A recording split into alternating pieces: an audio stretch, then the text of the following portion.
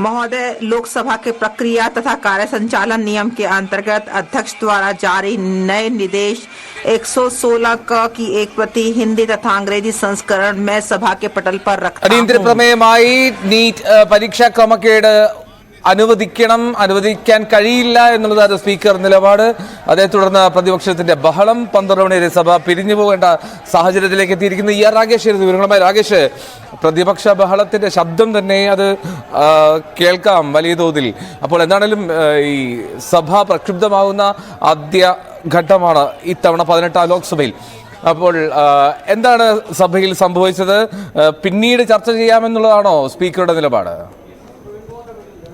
Eldho, NEET വിഷയത്തിൽ ലോക്സഭയിൽ നിന്ന് അടിയന്തര പ്രമേയത്തിന് നോട്ടീസ് നൽകിയിരുന്നു പ്രതിപക്ഷം. എന്നാൽ സ്പീക്കർ അത് അനുവദിക്കാൻ കഴിയില്ല എന്ന നിലപാടാണ് സ്വീകരിച്ചത്. കാരണം രാഷ്ട്രപതിയുടെ പ്രസംഗത്തിന്മേലുള്ള നന്ദിപ്രമേയ ചർച്ച നടക്കാനിരിക്കുകയാണ്. അതുകൊണ്ട് തന്നെ ഇപ്പോൾ ഈ വിഷയം പ്രത്യേകം പരിഗണിക്കാൻ കഴിയില്ല. നന്ദിപ്രമേയ ചർച്ചയ്ക്കിടെ ഏത് വിഷയങ്ങൾ വേണമെങ്കിൽ ഉന്നയിക്കാം. അപ്പോൾ അങ്ങനെ വിഷയം വരുമ്പോൾ അക്കാര്യം പരിഗണിക്കാം എന്ന നിലപാടാണ് സ്പീക്കർ ഓം ബിർള സ്വീകരിച്ചത്.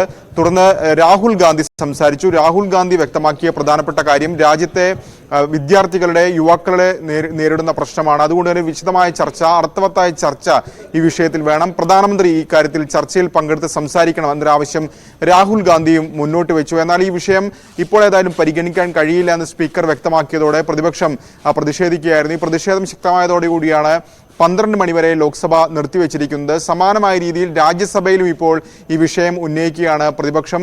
രാജ്യസഭയിൽ പ്രതിപക്ഷ നേതാവ് മല്ലികാർജ്ജുൻ ഖർഗെയാണ് ഈ വിഷയം ഉന്നയിക്കുന്നത്. ചട്ടം 267 പ്രകാരം ചർച്ച വേണമെന്ന ആവശ്യമാണ് ഖർഗെ ഇപ്പോൾ ഉന്നയിച്ചുകൊണ്ടിരിക്കുന്നത്. പക്ഷേ അത് അംഗീകരിക്കാൻ ഇതുവരെ ഒരു ചെയർമാൻ തയ്യാറായിട്ടില്ല. ഏതായാലും 12 മണിക്ക് ലോക്സഭ വീണ്ടും സമ്മേളിക്കും. ഈ 12 മണിക്ക് സമ്മേളിക്കുമ്പോഴും സമാനമായ രീതിയിൽ പ്രതിഷേധം തുടരാൻ തന്നെയാണ് ഇപ്പോൾ തീരുമാനിച്ചിരിക്കുന്നത്. ഓക്കെ, 12 മണി വരെ സഭ തൽക്കാലത്തേക്ക് പിരിച്ചിട്ടുണ്ട്. 12 മണിക്ക് വീണ്ടും ചേർന്നാലും